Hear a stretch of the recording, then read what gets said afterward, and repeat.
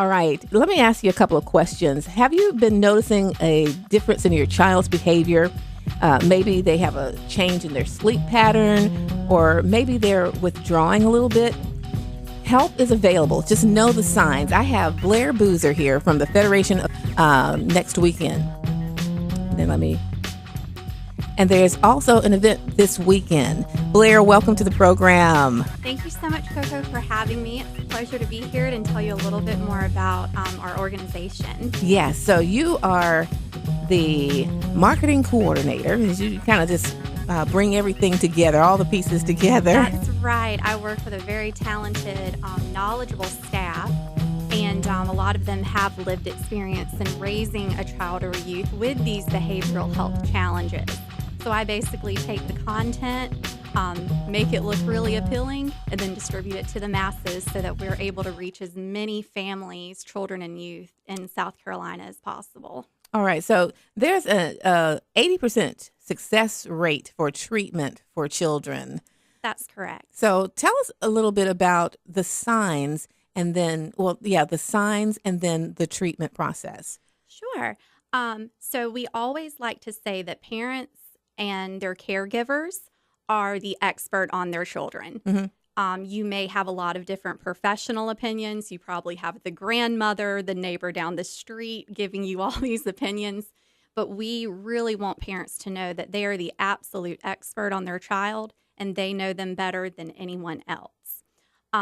Typically, what happens is there may be an event that takes place, something that might be a little bit trauma-inducing, potentially moving out of a neighborhood, parents getting divorced, things like that. Mm-hmm. And a lot of times that would trigger an adult to maybe have a mental or a behavioral health issue. Right. But with children, typically what we see is it's seen in the classroom first.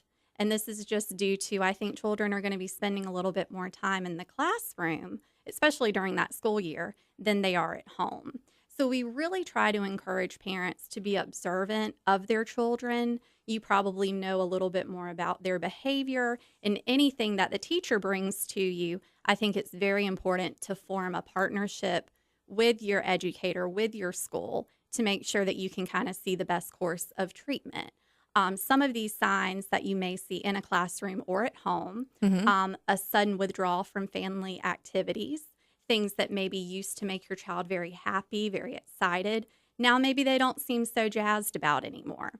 A lot of times, and this is kind of the important part, these signs are overlooked because a lot of times people are like, those are just kids being kids. Right.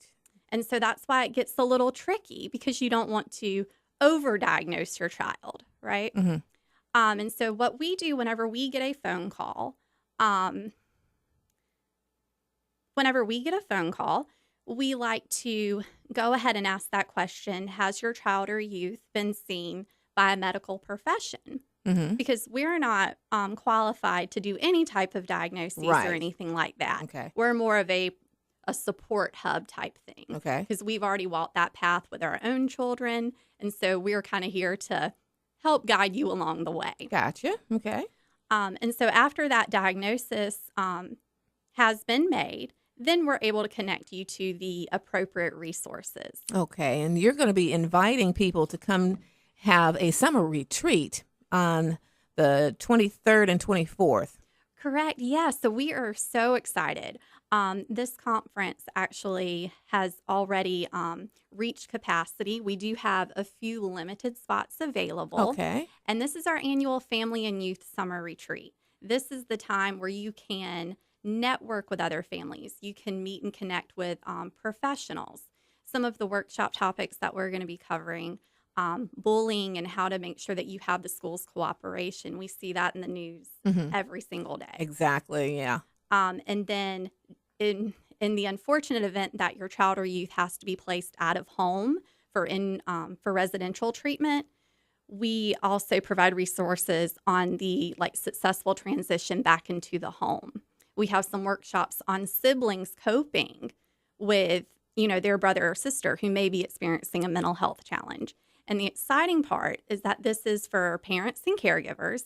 And then we also have a separate youth track. that's going to have some special topics that are going to be kind of getting their attention so that they can connect with others who are sharing similar challenges. Now, is there any cost for this? So the cost is $35 per parent or caregiver, and then it's $15 per youth who's attending with a parent or caregiver. We do have limited scholarships available, so I do invite everyone to go to our website. That's just fedfamsc.org. FedFam. Yes. Okay. FedFamSC.org. There's also a way that people can text for more information, too. Some people are just text savvy, and it's quicker. Absolutely. And that's actually probably the most popular way of getting in touch with us because you are connected instantly to resources. I'm actually on the other line of getting those text messages. Okay. So if you can just text RETREAT to 77453, that will get you instantly connected with our organization. You can start getting some updates and hear a little bit more information of where these support networks, they're family run, where they're located, and we have networks all across the state of South Carolina. Right. We'll have to get you back on and definitely go into a little bit more depth about what you do to help families and the youth. Thank you so much for coming on today. Thank you. It was great talking with you.